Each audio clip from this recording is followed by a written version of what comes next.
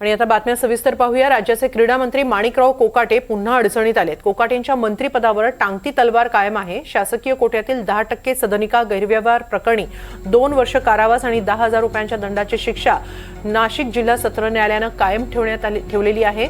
त्यामुळे क्रीडा मंत्र्यांच्या अडचणीत वाढ झाली आहे। मुख्यमंत्री कोट्यातून दिल्या जाणाऱ्या सदनिका या बनावट दस्तावेज तयार करून लाटल्या गेलेल्या आहेत, त्याचा आरोप त्यांच्यावर आहे।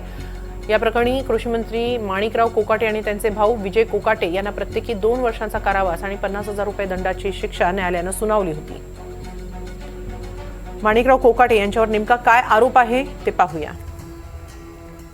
मुख्यमंत्र्यांच्या कोट्यातून खोटी कागदपत्र सादर करून सदनिका मिळवली।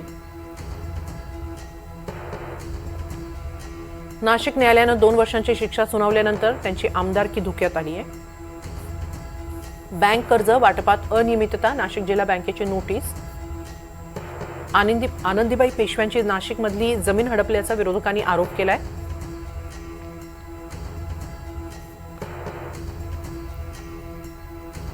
या सदनिका गैरव्यवहार प्रकरणी माणिकराव कोकाटे यांना 2 वर्षांची तुरुंगवास आणि 10,000चा दंड ठोठावण्यात आला होता। नाशिक जिल्हा सत्र न्यायालयाने हीच शिक्षा कायम ठेवलेली आहे। त्यामुळे आता क्रीडा मंत्री माणिकराव कोकाटे यांच्या अडचणी वाढलेल्या आहेत। त्यांच्या मंत्रिपदावरच आता टांगती तलवार आलेली आहे। याबाबत अधिक माहिती घेऊया आमचे प्रतिनिधी प्रांजल कुलकर्णी यांच्याकडून। प्रांजल, ऐन महापालिका निवडणुकांच्या तोंडावर माणिकराव कोकाटे यांच्या अडचणी वाढलेल्या आहेत, याचा काही फटका पक्षाला?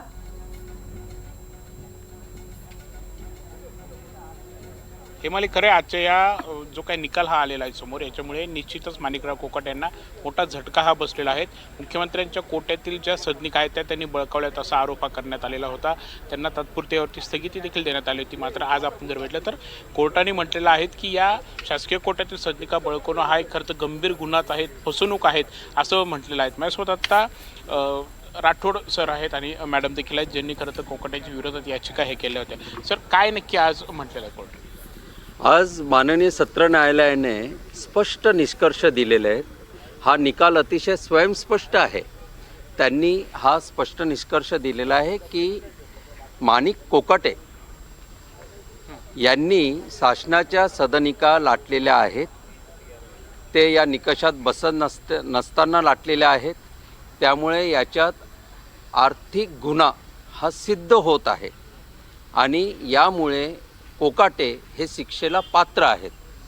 याच्यात प्रथम वर्ग न्यायालयाने दिलेली शिक्षा ही कायम करण्यात आलेली आहे। आता 19 डिसेंबरला माननीय उच्च न्यायालयात याचिका आहे। या याचिकेमध्ये याचिकाकर्त्या ॲडव्होकेट अंजली दिघोळे राठोड या स्वतः ॲडव्होकेट आहेत। माजी मंत्री तुकाराम दिघोळे साहेबांच्या कन्या आहेत। दिघोळे साहेबांची मूळ तक्रार होती, त्या तक्रारीलाच खऱ्या अर्थाने न्याय मिळालेला आहे आणि याच्यात आता या अटकेची टांगती तलवार असताना त्यांना जामीन मिळू नये म्हणून त्या जामिनाला विरोध करण्यासाठी आम्ही आवश्यक ती सर्व न्यायालयीन प्रक्रिया केलेली आहे आणि ही शिक्षा माननीय उच्च न्यायालयात व माननीय सर्वोच्च न्यायालयात कायम व्हावी यासाठी आम्ही सर्व ती काळजी घेत आहोत। यामुळे काय होतं, म्हणजे मंत्रिपद त्यांचं धोक्यात येऊ शकतं किंवा काय अटकेची देखील टांगती?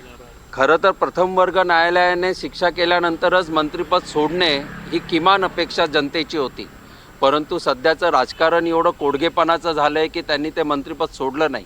परंतु आता उद्या किंवा परवा महामहिम राज्यपाल महोदयांना आम्ही सविस्तर निवेदन देत आहोत आणि एक जनहित याचिकाही दाखल होणार आहे, ज्याच्यात आता मंत्रिपद यांचं सोडण्यासाठी माननीय मुख्यमंत्री महोदयांनी तरी निर्देश द्यावेत।